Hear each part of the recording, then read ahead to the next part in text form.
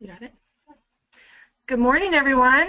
Welcome to Media Relations 102. Looks like a couple of people are still logging on, so I'll go a little slow at this beginning part. Today we have Media Relations 102. This is the second installment of our Media Relations series. If you missed the first one, I'm going to show you in a minute where you can grab that information from our first. My name is Carrie Hardison, and I'm the Education Manager of the Oregon Wine Board. Before we get started, I'm going to go ahead and go over a few housekeeping items so that we're all on the same page. First off, all attendees are on mute. The way you're going to communicate with us is from via the question box on your toolbar. This is meant to be a very interactive webinar, so as questions come up for you, please send them in so that we could ask our panelists today. Our webinar is sectioned off into 4 parts. The first is stories and pitches, samples, press events and trips, and digital engagement. After each section, we will have a summary slide that will outline best practices. It will be a best practice checklist that you will have access to after this webinar if you want to print it or use it in your business. Later today, probably within an hour, I'm going to email you links to the presentation materials and also a survey. The survey is really important to help direct us with our educational efforts, so I encourage you all to fill that out so that we can continue to develop relevant and purposeful education programs for you all. So on our website, Education Resources, this is where you're going to be able to find all of our webinar materials and our videos. And I'm going to go ahead and jump off and show you exactly. You do that? Go under Education. If you click on Education Resources, we're going to jump up. If you scroll down, if you open up Education Webinars and Videos, if you expand that, click on Past Oregon Wine Board Webinars. And this is going to be a list of all the webinars that we've completed. And this is where I'm going to upload the Media Relations 102 information so that you guys can access the presentation, the slideshow, and also the summary of the best practices. And with that, I'm going to go ahead and introduce Michelle Kaufman. She's our Communications Manager at the Oregon Wine Board. She's also going to be our moderator today. And she's going to go ahead and introduce our panelists.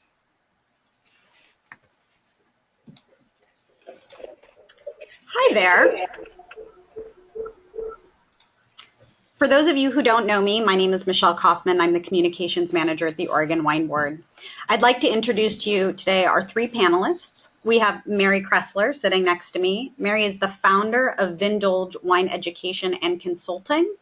We have Eric Diggerman, who's one of the co-owners of Great Northwest Wine, and then Andy Perdue, who's the other co-owner of Great Northwest Wine. Between these 3 writers, we have somebody who understands the blogging platform and 2 people who've been involved in the newspaper and magazine business for, gosh, a combined total of, I want to say, 30 plus years. So they really bring a lot of depth to this area. Thank you all for joining us today. So I'm going to kick it off with Mary. And how do you get your stories? I get them from a variety of places depending on what kind of story I'm writing. For the most part, a lot of my stories come from experiences either at a winery or a wine region or at an event, something that inspired me or spoke to me during that event. I also do a lot of food and wine pairing type articles, and those are generally seasonal. So right now I'm writing about summertime food and wine pairings. I also write for a few publications freelance, and oftentimes I might have an assignment, so I write about what I'm assigned. Mm-hmm. And I'm sure that's really different from Eric and Andy, so yeah. Andy, how do you get your stories? Well, a lot of our stories come from tasting wine, so we get a lot of samples either through competitions or sent directly to us. Or wines that we taste at competitions that we attend. And if we see a trend either with a specific variety or a style or a winery or a region, that will often give us a clue as to something we want to write about. If it's a news-related story, oftentimes we'll get those from press releases or direct contacts with winery owners or winemakers or public relations or marketing people. Mm-hmm. And I'm going to give this question to Eric. How do you like to be pitched?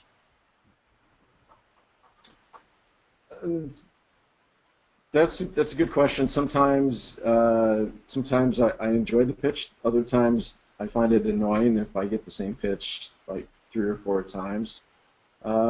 Generally, like Andy had mentioned, our coverage starts with us evaluating the wines under blind circumstances. But I find that I do enjoy dealing with pitches that come from professional public relations people because they're familiar with our audience and the type of journalism that we're going to give people.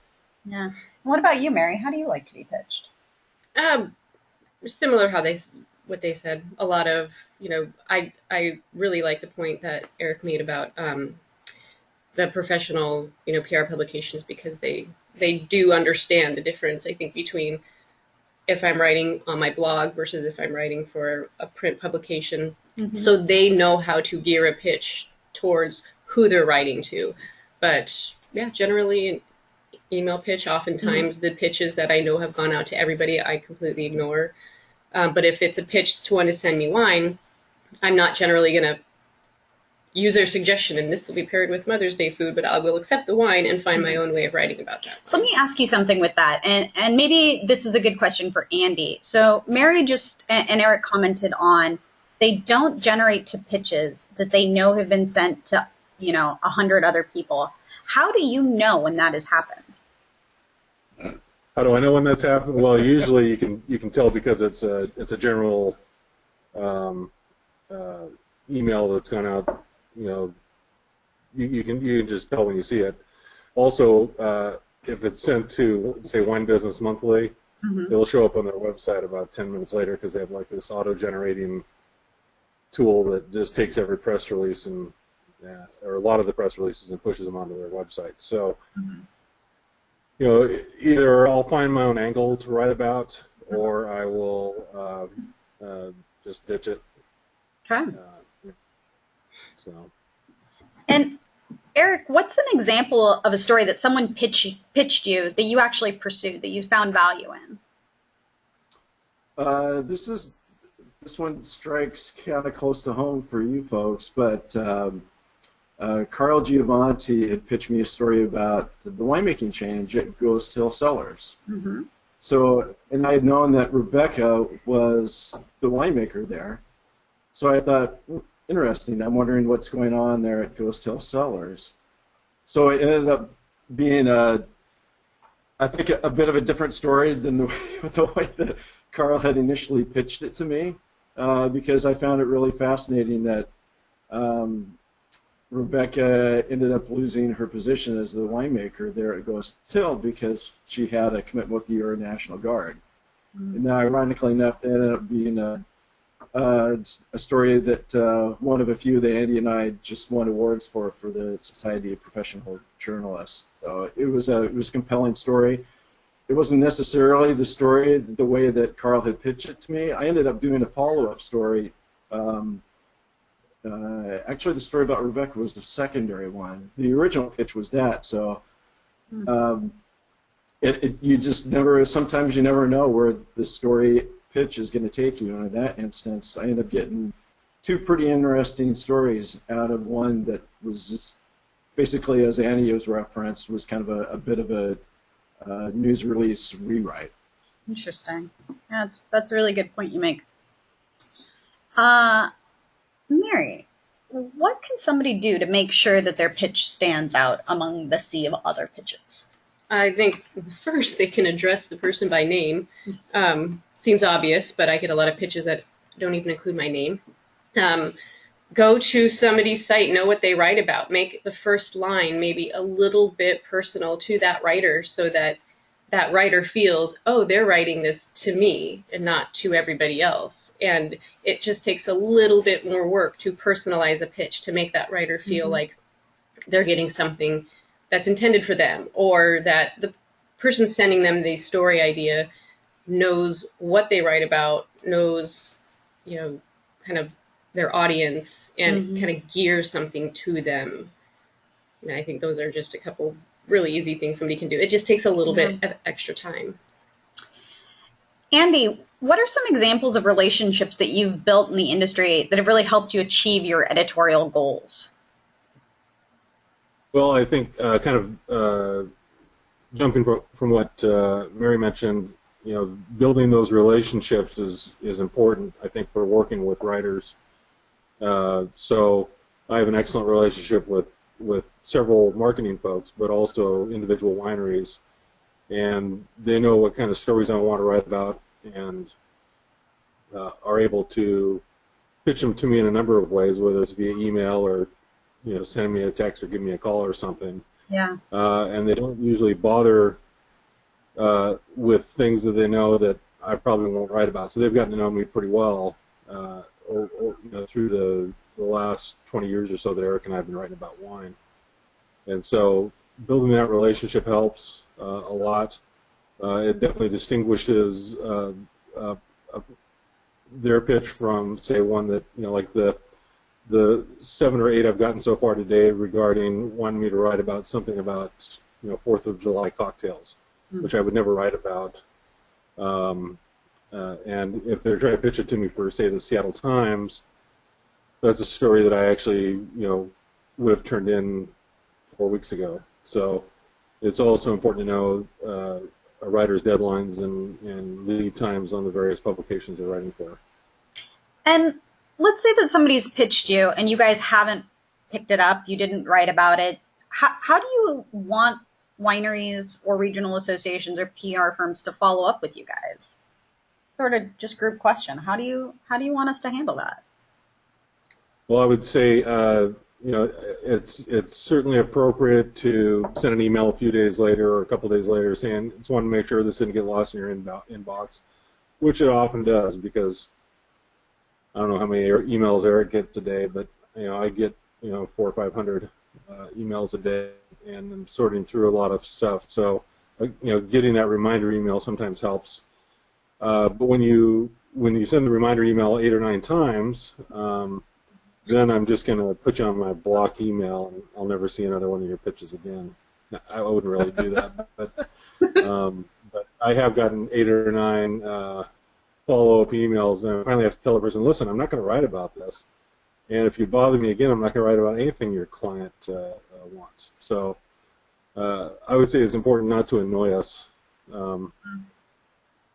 unduly, anyways. I think it's fine to annoy us if we deserve it.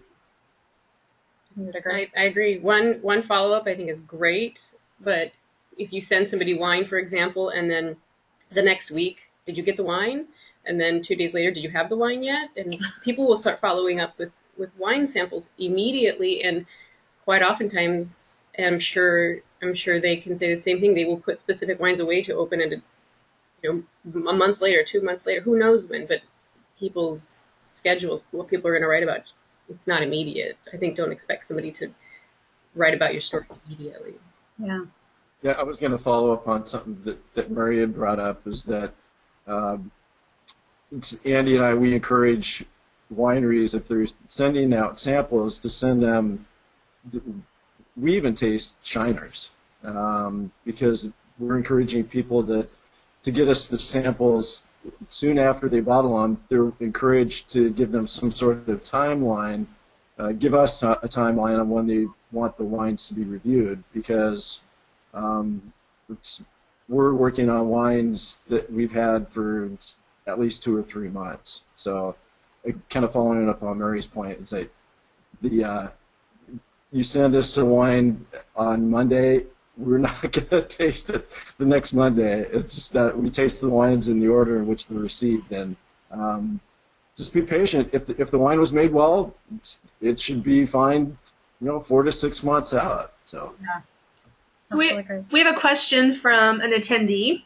What is the average lead time a writer needs to write about a holiday themed story or other time sensitive subject? Oh, I would love. I think they have something to say about print. I mean, print versus, if I'm writing a blog post about it, is very different. But I know with, especially print, you need several months in advance. So they might be writing about holiday stuff, as early as August, September. Uh-huh. But for somebody who's doing something online, I don't need as much time. I can receive wines in November to be included in stories that I might write about in December, especially if it's a wine review or something similar. But the further out, the better. I was getting, like they were saying, I was getting um, Memorial Day pitches, Memorial Day things the week of Memorial Day. I'm like, that's not going to happen. Yeah. But the more proactive you can be, the better. The earlier you can get people stuff, the better they can plan for stories, and so nothing is last minute. Yeah, absolutely. Do you guys have anything to comment on that question? I know Andy with the Seattle Times, for example, has a very long lead time. Right, and I don't necessarily write a whole lot that's related to holidays. Although as we get closer to the say Christmas and New Year's, I will have some items planned out for the Times. But basically, I'm working at least 6 months out on story ideas for the Times. They like me to work 20 to 25 weeks ahead of time as far as what I'm going to write about. And then I'm turning in that article 10 weeks ahead of publication because it's a magazine format, so they have to preprint it. So, but sometimes it's just sometimes on my spreadsheet I'm just putting in 2 weeks before Memorial Day I'm going to write some kind of a feature related to a Willamette Valley winery as a walk up to the Memorial weekend. So I use those events, if you will, rather than holidays, to write feature stories that are related to something in that area. And so, 2 weeks prior to Walla Walla weekend, I'll probably have a Seattle Times column on Walla Walla. Same with the Yakima Valley, same with Willamette Valley, etc. So that's how I kind of handle that, and it really is not directly related to the event itself. Yeah. Erica, I was a couple of comments I was going to make about this is that Andy and I were still a part of the editorial calendar building for Wine Press Northwest magazine. The editorial calendar gets built out. It's November. Yeah, it's like 12 to 14 months out for the year. And so in November, the story ideas and the concept for each of the 4 issues is being generated in November. One other thing, so there's kind of features and themes. Another thing to that Andy and I will let people know about is if there's some sort of breaking news or semi-breaking news, if folks will, because our site gets picked up by Wine Business Daily and Lou's Purdue's aggregator. So a winery can send out a news release, and it'll get picked up on that newswire, and then it'll be done that day. But if Andy and I are given the opportunity to break the story for them, so it'll appear on Great Northwest Wine the morning that the news release goes out. It'll be the story as we're telling it. And then also, in a lot of instances, Wine Business Daily will pick up the press release that gets sent to them as a feed type thing, and we kind of have to chuckle about it. There'll be times where the same bit of news gets picked up 2 or 3 days in a row by news sites, primarily because Andy and I were able to get the story out there first. So they get by giving us kind of a bit of a lead time, we can create maybe a bit more of an overall view of the story. And then their story, as they had the news release generated, will get picked up that way. Yeah, that's really great feedback. Just to recap some of the best practices and strategies that Eric and Andy and Mary just talked on, be familiar with the writer's work. Know what their pitch is. Know who their audience is. Develop authentic relationships with these people. By knowing who they are and what they write about, your pitches and your samples will resonate more with their content. Send pitches via email. Most of the time these people are busy. They don't have a lot of time to pick up the phone and chat with you. And snail mail just gets things lost. Make sure that your stories are unique and relevant to the type of story that a particular writer would care about. So as Andy mentioned, he doesn't really write about the holidays. So how does your wine or your story or your region fit in with the greater context of, say, Memorial Day? And follow up, but only once. Be respectful. Don't send tons of email. So now we're going to talk a little bit more about samples, which is great. And I think I'd like to start this one with Andy. Andy, how do you like to receive samples? I know you touched on this a little bit. Well, people seem to have no difficulty sending us samples. We actually I have a big pile of them sitting behind me at the moment. So the way it works is people send us samples.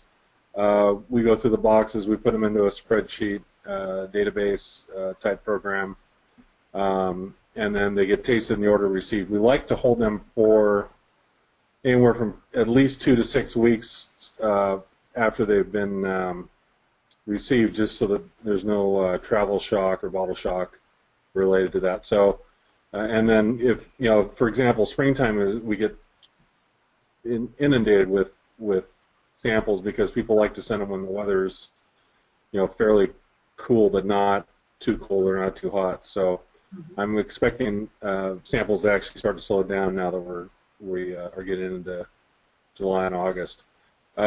So people don't need to email or call us and say, do you want samples of this wine? If it's made in the Northwest or it's made by a Northwest winery, we want to receive it. So we don't need, it's kind of funny, sometimes we get pitches from people saying, would you like to taste our wine? It's like, well, yeah, so we'd love to. That's how we find out about you. So don't hesitate to send samples. We prefer receiving 2 bottles of each wine, probably about, I would say 20% of the time we'll retaste the wine. Either there was a flaw or someone had a question about it, and so we'll retaste it. So it's always good to have that second bottle on hand. Including relevant information. For us, relevant information means suggested retail price, case production, alcohol, things like that. We really need that information before we'll publish a review. So those are kind of the basics. Now, Eric and I also judge several competitions up and down the West Coast, and we will pull out results from those competitions and write reviews from those as well if we happen to taste a wine from the Northwest. So sometimes people will see a review pop up on our site and they're like, well, we didn't send them a sample, and maybe we tasted it at the the Chronicle competition or the Houston competition or something like that. What about you, Mary? How do you receive samples? Is it different for you since you're a blogger? No, although I don't have a number requirement, 1 is fine for me, because if a wine is flawed or something's wrong with it, I just don't write about it. Okay. But I don't have a bottle requirement, but I do, 1 bottle's fine, and the more information you can include with that wine, the better. Is there a priority listing on the information that should be included with samples or about a given wine? Well, yes. I mean, the more information, the merrier. I think price is very important. Case production is nice, especially if you have a nationwide audience. It's nice to know how far those wines, what kind of reach those wines have. But I mean, I'm sure Andy and Eric can list off a much longer amount of information, but I think we all agree that the more information you can include, the better, because it makes our job easier to write about. We don't have to go on your website and search for information. It's all there and it's accessible. And even more so, I really like wineries that have that they attach a sticker on the bottle so that there's a sticker on the bottle that has at least the most important information on it, so that I don't have to go find the sheet that they might have sent along with it. Yeah. I think that's a really good point, Mary. Can you expand upon formats in which you like to receive that information, and maybe formats that you do not like, in which you do not like to receive information? Going along with the sticker, there are PR companies, rarely do wineries do it directly that I've seen, but there'll be a sticker that has the contact information for who sent me that wine, the price, who to contact to get more information, but just the immediate information. If I'm like, oh, this is a great Pinot, how much is this? It's right there in the bottle. Quite often I'll get wines where I don't even have that information at all. I don't have the price point at all. I have to go look it up, and that's important to me because it's important to my readers. But yeah, even if you just a text sheet going along with the wine, the stickers are great. Oftentimes people will just email me the information. That's fine. I have a folder in my email box that just has samples, and I know exactly where to go if. And so for me, and it's a lot of work on my end, but if I don't have a sticker, when I get wines in, similar to how they have a spreadsheet where they write in their information, I make my own sticker. I just handwrite, who sent this to me? Was it from the winery? Was it from PR company? Price? And I notice, I have the paperwork on file or the paperwork in email. So I know I'm telling myself where to go to get that information. If I don't, if I don't taste the wine within the first few weeks, it showed up a few weeks ago, I know where to find that information. So, Eric, I'd love to get your thoughts on these kind of questions about what should be included with a sample and what is that most important information. I know that you and Andy write a lot of wine reviews every week, and that requires, having a bunch of this information ready.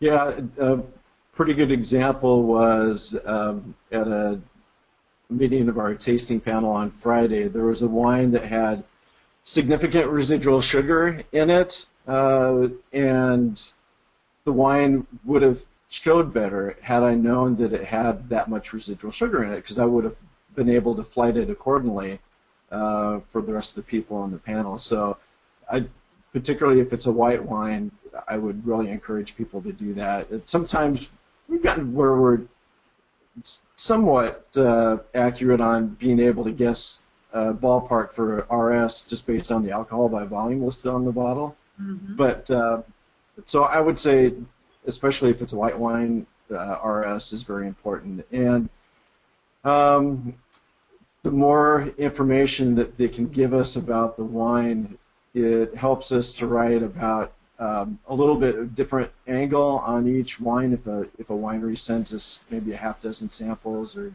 we just finished a series of samples from Seven of Hearts, and so it's been fun to help tell readers about the work that Byron Dooley is doing, and because he sends very detailed information for his wines.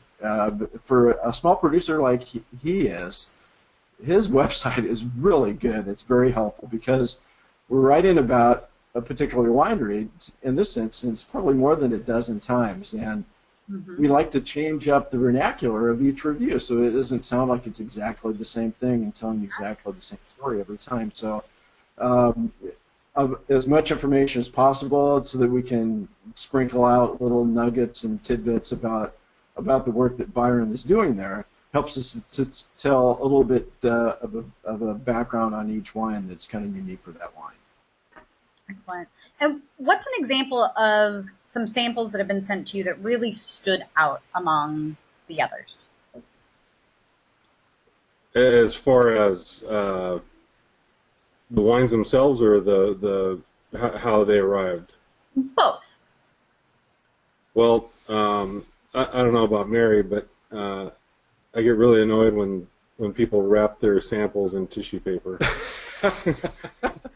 Because that's just another, I'm logging in 100 wines and I got to stop and take bubble wrap off. So rule number one: don't put them in tissue paper and bubble wrap. Just put them in the box and let us worry about it. Some wineries will include flash drives which can be helpful if they're including the JPEGs of the labels or secondary artwork of the winery or PDFs of the tech sheets. Those are kind of nice, but it's probably even faster for me to just go to their website or to read the tech sheet that's included in the bottle. So, I would say you can't put too much information about a wine. Eric and I like to write about vineyard sources because we like to look for trends of certain vineyards. So if we see multiple wineries using a specific vineyard, we think, well, there's another angle of the story we could write. We don't list pH or TA very often, but those might be an interesting signal for us for a story. For example, if someone sends us a Riesling and it's 1.5% residual sugar, but it doesn't taste like it, it tastes bone dry, and we look at the pH and it's actually 2.95 or something. There's an interesting little angle for our particularly geeky Riesling readers. So, or for us because we're Riesling geeks. So, those are pieces of information that we like to receive. I don't really care what yeast someone uses, but it doesn't hurt to include it. And I've only had one winery that has said that's proprietary information. I was like, well, okay. I wasn't going to write about it anyways. But I would say that you can't put too much information on a tech sheet. That's great. And what about you, Mary? What's an example of some samples that have really stood out among the others? Well, I'd say for better or worse, I had a package come in once. It was a ginormous package, and inside it was a wooden box filled with, lots of food products, including the wines that the winery made, but it was a big wooden box. Like, they went through a lot of work to get this package to me. It sat in my office for several weeks, but it's kind of obnoxious, but it stood out. I was really curious because it had a lot of, it kind of went along with their story that he was a farmer and, grew up on a farm and had all these different products he grows on his farm. And in the springtime, rosé season was arriving, and a box that had, a box within a box that had all this picnic equipment and plastic picnic cups to go along with the rosé. Again, Andy and Eric are taking those wines and they're putting them aside and they're going to blind taste them. But I think for certain people, bloggers, it might give them ideas. For me, a lot of people will send recipes with wines, which I appreciate because it gives me, they know that I write about food, and so it gives me ideas of how to pair those wines. Mm-hmm. And then also some things that stand out. I've received wines that have handwritten notes from the winemaker, and I don't know if the winemaker actually wrote the note, and I don't care, but I think it's a really nice personal touch to get somebody's attention. Mm-hmm. Again, it stands out for better or worse, but those are ways that people have at least sparked my attention. Well, and I think those are really good examples, how we go back to talking about knowing the writer and what they write about. If someone were to know about your blog, those examples are very, very pertinent to what you write about. So those are great examples. Thank you. Before we move on from this, I have one last question for Eric. Eric, I know that you guys, again, as I've mentioned, you write a bunch of wine reviews every week. How often do you and Andy spend time searching for the pertinent information like retail price, case production, bottle shots, things that should have been sent with the sample but were not? That's a $64,000 question. It kind of gives me another opportunity to mention something. It's all, for our business, it's about promoting the industry, helping people sell wine, and to let them know about the journalism that Andy and I are doing. And it's all about getting people to go either buy their wine or go to your website. So the printed materials that are sent with the releases are fine, but I would want somebody, if I knew I was going to get all the information I wanted, I would want them to go to my website, because it's the more time you can have somebody spend on your website, the more engaged they are with your business. And if it's a customer, they're going to be intrigued by what you're doing and be more interested in buying the wine. Oh, I would say there are out of probably 30 reviews that we'll work on over the course of a week. I would still say there are probably maybe about at least a third of the time that I have to spend at least 5 minutes trying to get information about that wine, and it's frustrating. It's a good thing I already tasted it because it could color my perception of the wine, but Yeah. that's not doing the reader any good either. So yeah, it's I would just I again I would use Byron Dooley's site at Seven of Hearts is a really good example of a small winery that gets it, and I mean, they don't have a they're not hiring a PR person, or I don't know if I mean Byron's got IT in his background, so he probably does all that himself. But the, it's not a big winery, but it's a great, very helpful website. It's got pictures of vineyards and the sources, and it's got everything that we really appreciate. And it's got great high-res bottle images and label images. And it's not St. Michel. It's not, and frankly, Byron does a better job than some of the really large wineries. So I didn't mean for this to be an advertisement for Seven of Hearts, but it's a really good example of how a winery can make it very easy for us to write about their wines. That's wonderful. And if I could add, Eric and I actually have a full-time employee whose primary job is to track down this information for us. That's how much time it takes away from us actually doing the writing and the reporting, when we just have to, go find the JPEGs and the case productions and email people asking for additional information. So it's that important. That's really great. I think that's a great piece for people to realize when they're sending out samples. So then, just to recap some of the best practices, make it as easy as possible for writers to find information about your wine, your winery, your brand, your winemaker. The easier and more turnkey you make this, the more chances you have of them actually writing about your winery. Have an up-to-date trade page on your website with this product information. Lots of our wineries here in Oregon have trade pages. Just add a couple more bits that a media person could use, whether that's the label or photos of your owner or winemaker, or the retail price of the wine, which I know some distributors don't like because they're going to charge differently than you do at the winery. But it's helpful for people like Mary and Eric and Andy and the rest of the wine writers. And with that, include that sticker right on the bottle. You can handwrite it, you can print it ahead of time that has the retail price, the case production, who they should contact for more information, who sent the wine.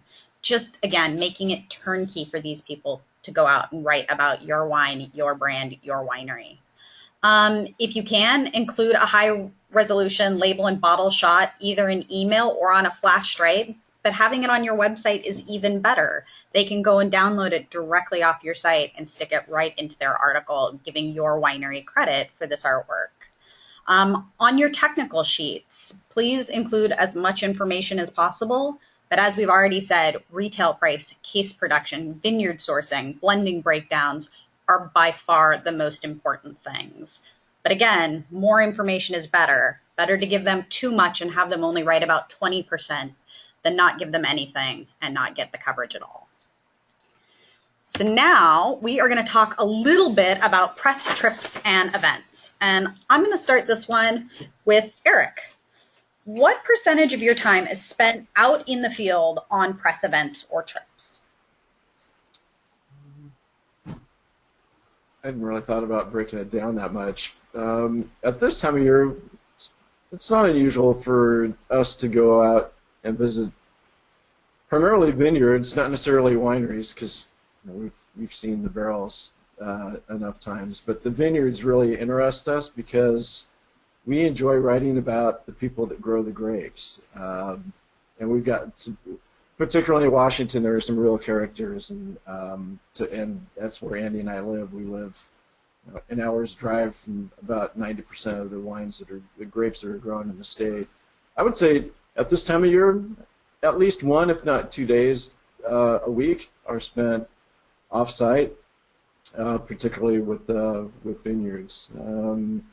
after probably starting in November, it's considerably less. But as Andy referenced earlier, it seems like the fall and through the spring is when the competitions are staged, and up and down the West Coast. And so at that time of year, we'll, Houston, California, those are the places that we're going to for the competitions. And then getting a chance to see how the Northwest wines are doing in that scope. And there'll be winery visits and interesting to see trends that are emerging throughout the West Coast, and taking back and making some mental notes and seeing if some of those same things are being done in the Pacific Northwest. Mm-hmm. What about you, Mary? What are some key elements that entices you to attend a press trip or an event? I think definitely something unique, something beyond a generic winery tour, beyond, like Eric said, beyond just seeing barrels and beyond seeing a vineyard. If we're going to see the vineyard, what is unique about it? Is there something different about your vineyard that is interesting? Also something new. If there's something new going on, some new vineyard practice, or anything new that's almost breaking news, so to speak, is really interesting. I think when it comes to a long-term press event that's maybe multiple days, when there is planned break time, I think is really important to mention. There's been a lot of things where so much information is packed in that there's no time to process that information, or write it down, or even report on it. Especially with bloggers, a lot of people are very social. They want time to get on their phone or get somewhere and share some information that they're learning. So planning in breaks so people can take some time to, adjust. Mm-hmm. But yeah, I think the most important is when it comes to something that's enticing, I think it's something new, something new or unique that makes your winery stand out from somebody else's. That's great. Mm-hmm. Andy, do you prefer that wineries pitch a story with their event, sort of framing it up a little bit more digestible than just pitching, hey, come to this event? Well, I don't actually go to events very often because you rarely get the one-on-one time that you want with the principals that you're going to write about, and they're really busy entertaining, pouring, etc. So unless I'm involved in the event somehow as a speaker or an MC or something, I probably won't attend an event per se, just because there's not much I can get out of it, and there's frankly there's not much that the event organizers can get out of it. For example, Taste Washington, I mean, I go every 3 years, and it's an opportunity for me to say hi to people I may have not have seen for a while. So I don't get much out of it as far as stories directly. So, but if I can give an example of a press trip that I did recently, and it was in California.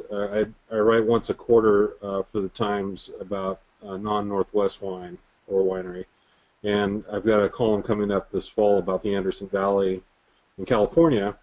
And I was going to be in California anyways for a wine competition, and this was in May, and so I emailed the folks in Anderson Valley and said, hey, I want to stop by for a couple of days. Here's what I want to accomplish. And then they laid out an itinerary for me. They set up the guest housing at a vineyard and a couple of dinners with folks, and they catered it to what I wanted to accomplish.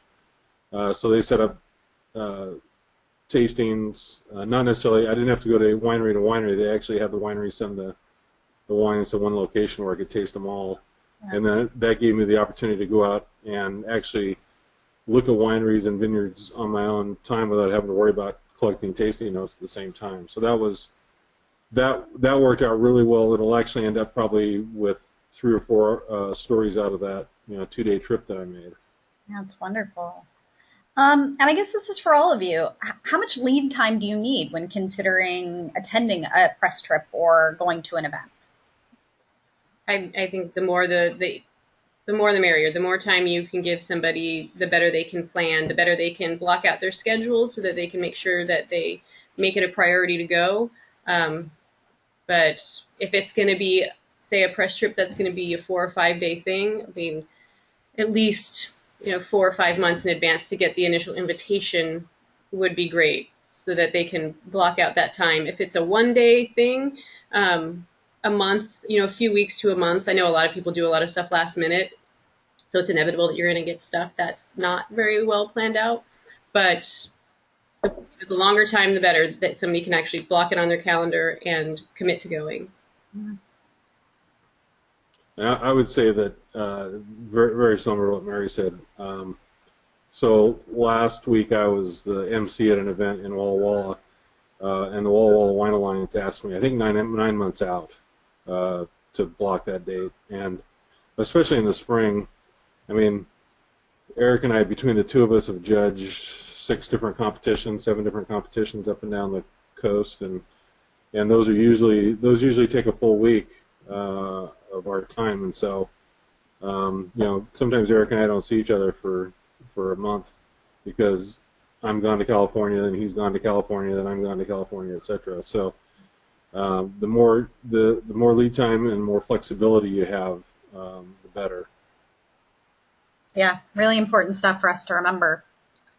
So in recapping this, when you're doing an event, partner with other wineries to create a unique tasting experience. Do you and some of your neighbors all source from the same vineyard? Maybe hold a tasting at that vineyard and show them why you all think it's so special. If you have guest lodging, offer it up to writers. Make it easy for them to come and visit and tour your winery, see your vineyards, taste some of your wine. Invite writers with plenty of notice. The earlier, the better. Deliver the trip itineraries about 4 to 6 weeks in advance. This will help them be able to define story ideas and figure out where you fit in their editorial calendar.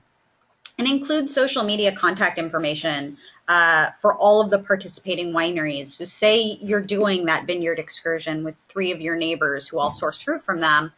Make it easy for Mary when she's out there to go out and take pictures of the vineyard and tag each one of you who are sourcing fruit.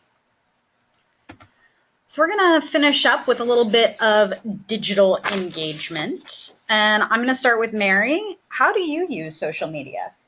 I use each platform differently based off what I'm doing. Twitter, which I don't use as much anymore, but Twitter is great for live engagement. That's live conversations happening right now. Twitter moves very fast, and so that's generally will be me chatting with somebody or having a conversation with somebody, or sharing, an image or something. But I use that mostly for Instagram. So Instagram is great for, again, very, very image driven. That's my favorite thing right now, is using Instagram to share images, to look at other people's images. It used to be that Instagram, similar to Twitter, was instant, but oftentimes now it's not as instant. People use that more to share just beautiful images, regardless of when they were taken. And for Facebook, Facebook, again, is very engaging. I'll share stories, I'll share, articles that I've written, I'll share photos, but that's also a way to really engage with people, to have that conversation that isn't quite as instant as Twitter. You can come back to Facebook and respond to things at a later date.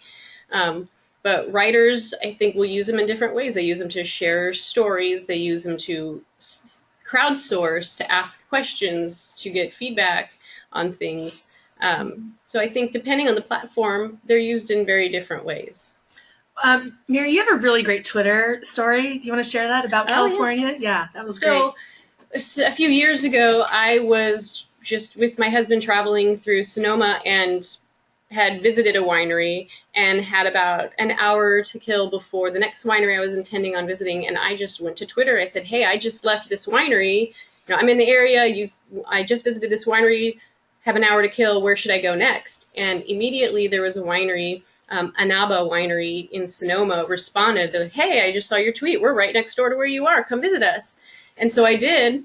And it just turns out that the person who had tweeted me was just in the tasting room. There was nobody in there, scrolling through Twitter, saw that I used the hashtag, like I think Sonoma or Sonoma County or something, and they wrote back. I went in there, we had this great conversation, discovered that their wines were great, bought a few wines. I wrote about it on my blog, and had several people write me since then and say that they went there because of that post. I know two people, including my sister, who had joined their wine club because they visited there after reading my post. So it's one really easy way that people can use Twitter or Instagram to find people to come visit them. Yeah. I think one great way, if you are on Twitter or Instagram especially, is those hashtags. So follow, if you get on your phone and search a hashtag, Willamette Valley or Yamhill Carlton or wherever you are, who's using those hashtags right now, and engage with them. You could say, oh, hey, I see that you're near us. Come visit us today. Or did you enjoy just comment on maybe something that they posted and just start a conversation with them, because the reason people are using those hashtags is to be seen by others who are equally using those hashtags. So if I was working in a tasting room and it was slow, I would go on to Instagram or Twitter and see who has been talking about where I am and engage in a conversation with them. It's a way to get people to come visit you, or just, hey, they're interested in where you are, and just start chatting with them. Andy, what sort of social media activity are you looking for when you're either looking for a possible story or say you've written a story? Well, and I did want to add one, tag on to one thing there that's not mentioned in the slide is LinkedIn. It's important to have an updated LinkedIn profile because I almost daily am looking at LinkedIn to try to write on a little background paragraph about a winemaker. Where did they go to school? Where have they worked prior? I would say it's really important with chefs because it seems like chefs change restaurants every 3 or 4 weeks. And so it's good to have an update, almost a resume updated on LinkedIn. I don't necessarily use LinkedIn for a lot of other things, but that's really important background information that oftentimes is not included on the winery website. Eric and I primarily use Facebook and Instagram. Our employee will push out reviews. The reviews that we write every day on Facebook and Google Plus. I don't know if anyone actually uses Google Plus, but we push it out there anyways. And that's just another way for us to let folks know that we reviewed a wine, and we usually get good feedback on that. I would say that, and I don't know if we're going to go down this road yet, but we use some of these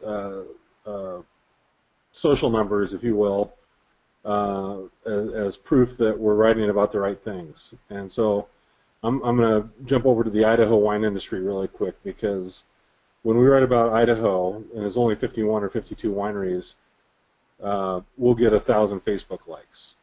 And it's more than any other region that we write about. And it's just this little tiny wine region. And the folks there are really engaged digitally for some reason.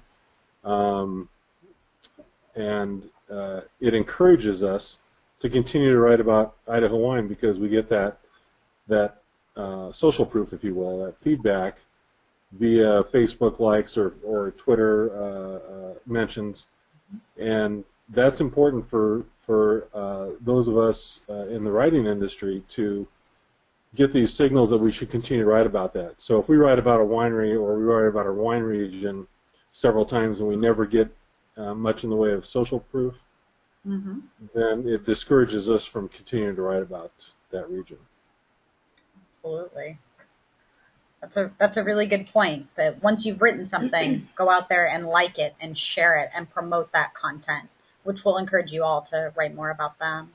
So, and I would also add that linking to it on your website is important for those of us in the writing industry, because it helps improve our rank in Google, and that drives more people to our website, which in turn drives more people to reading about your winery. So, posting it on Facebook is nice, linking to it on your website under a news or latest info section is a key thing for us.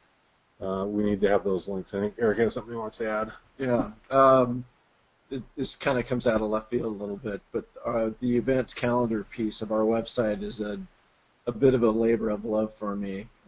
It's not the easiest thing to manage, but I will say that I've gotten some really good story ideas through people sending us items that we publish on our events calendar. I would say probably, I just wrote about one today. The Washington State University, the branch campus, is partnering with the Auction of Washington Wines, and there was an event. It's the second annual. The first one wasn't earth-shattering, but the second one, I found out it was like maybe 3 months ago, that they've got this headliner act in the contemporary jazz genre that is actually playing. He's driving over from Seattle, Jeff Kashua, who's with the Rippingtons. I learned about this through an event calendar posting. So, and compelling story. I'm a huge fan of jazz. I got tickets to the Rippingtons next month in Seattle. It's like, this is really cool. This guy is coming to my town. I found about it because somebody had sent me an event calendar listing. So again, you never know where a story idea is going to come from. Mm-hmm. So before we move on to the next question, which takes us back to the web, we've had a question from one of our viewers, and this one goes to Andy. The question is, what about using Wikipedia as opposed to LinkedIn? Good question. And I will use any source I can to find the information that I need. I will look to things that other people have written for background. I'll look to Wikipedia most folks don't have their own Wikipedia page. Most wineries don't. And so it becomes less of a source. But if it comes up in a search, I will certainly use it. But I turn to LinkedIn pretty quickly, and it's mostly for background on where someone went to college, where they grew up, and usually these are for profile pieces that we're writing about a winemaker or a grape grower. Great. So this question is for Eric, and I know we've touched on this quite a bit, but I think it's really important to reiterate. What needs to be included on a media kit on a winery's website? Other than the information about the wines, I would say the bios of the principals with the winery. If there's a marketing or a PR agency that they're working with, that's great. One thing that Andy and I are very cautious about is images that the wineries provide for us. Not only that they own the copyright for those images, but also because we're all in this to help each other. But let us know who the photographer was so that we can give them full credit for the images, because they probably have already paid. I would suspect they've already been paid for the images, but so that we can include a link to the photographer's website. It could be a great image. It's like, hey, I need some photography done, and it's, I wouldn't say free advertising, but just letting people know. Yeah, I guess I keep coming back to the images, copyright issues, and technical information. But and then also, I guess I keep using Oregon as an example, which is a good one. But Stephen Russell at Russell Perrock Vineyard in Umpqua. I love going to his site and seeing where he has, like for instance, his plantings of Gruner and when they were planted and what clones, that sort of stuff. Again, it helps us tell the story, and he makes it pretty easy for people to do that. I'm not sure if I exactly answered the question, but yeah. And then this one is just for everyone. What other assets should be essential or are essential to have included on your website? I would say my cats are growling at something. So, there's something very simple, and I've run across this so many times. I'll get to I'll find an about page for a website that I've never written about before, and it'll say Steve and Sue went visited Italy, and it inspired them to start a winery, and they came back and they spent several years planning it out, and it never actually tells me what Steve and Sue's last name are. And so I can't write about Steve and Sue because I can't find their last name. I'll go to their Facebook page for the winery, and it'll just talk about Steve and Sue. And I'm sorry if there's any Steve and Sues out there that are listening today, because I'm just using that as an example. But it's just very simple things that occasionally are missing, and just think about if we're trying to write about you, what information do you want us to have? And those are kind of, I think, some of those key elements. So you can't have too much information in your trade section. Contact information. I've been to quite a few websites where they don't have contact information readily accessible for people. Email addresses. I don't know why people are afraid to share email addresses, but even just who should I contact if I have a question? But yeah, an easy to find contact page that has key people that you want to contact if questions come up. Yeah, this is great, guys. So I would say a third of the websites that I go to trying to find information don't include the email address of the owners of the winemaker. A full third. Well, just to recap this, everyone, acknowledge the writers and thank them for their work. Share it. Share it to your newsletter followers, on your website, create it in the news section, put it out on Facebook and Twitter. Actively engage with writers on social media. If you know Mary is out tasting wine in the Walla Walla Valley as she was over the weekend, give her a shout out. If she's got time, she can pop in. Going back to sharing the work, if it's a really nice feature article about your winery or your winemaker, promote it on Facebook. Help expose that love. Not only will it cause more readers to go over to their websites and read the article, it'll encourage them to write about you again. Use digital assets as a tool to collaborate and forge new relationships. If you don't know Mary, maybe start following her on Instagram, like some of her posts, get to know these writers over social media. A lot of them, especially some of the big name writers, are very active on Twitter, and starting to talk with them and forge these relationships will help them understand your brand. And your website, keep it up to date with important information that writers need to know. Do you have your current vintages up there? Do you have the retail prices on your wine? Is there a section that has bios and photos on your owners and your winemaker and your key principals involved with the business? This will help these writers promote your wines, your wineries, your brands more effectively. Do we have any other questions? We do. A question came in, and just we encourage you, if anyone needs clarification on anything that we covered, go ahead and send your questions in now. But a question did come in, and this goes back to Eric's point about having a blogger break a story ahead of issuing a press release. Can you explain in a little more depth about how to make a pitch like that successful and the benefits of doing that? Yeah, I did get off track a little bit when I did that.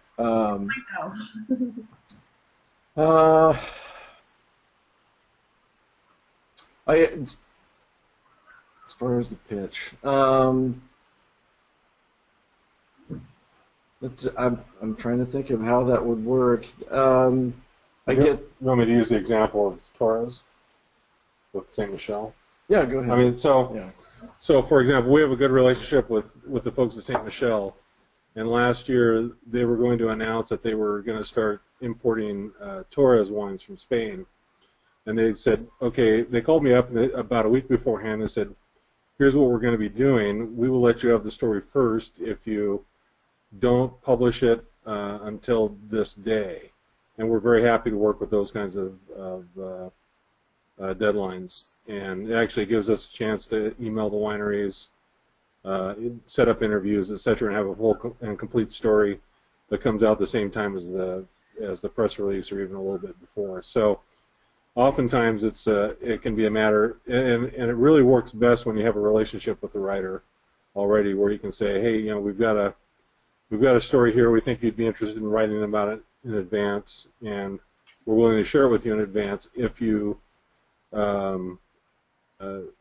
work with this deadline with us. And we get this regularly, and we really like writing those kinds of stories. We will put full energy into stories like that where we maybe get a little bit of the scoop.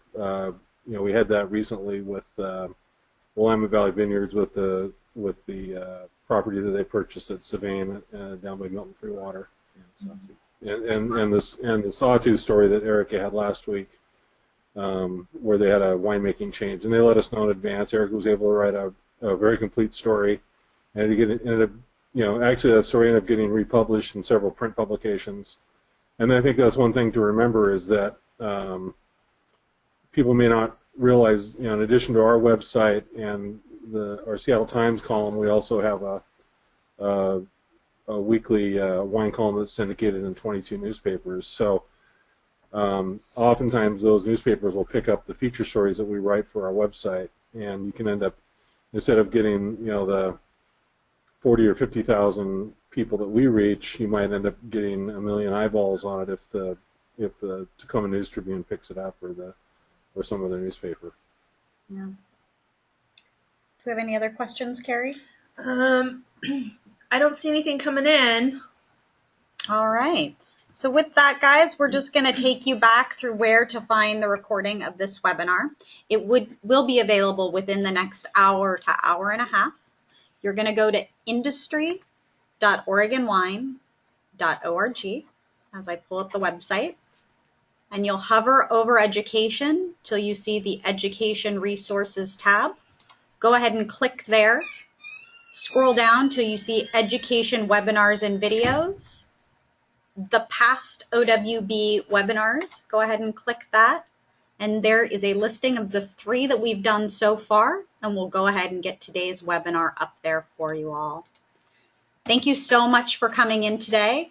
Carrie is going to send you out a survey so you can let us know how we did today and if there are other topics you'd like us to visit with media relations in the future. And if you have any questions, please feel free to contact Carrie at oregonwine.org. Thank you so much, everyone. We'll talk to you soon.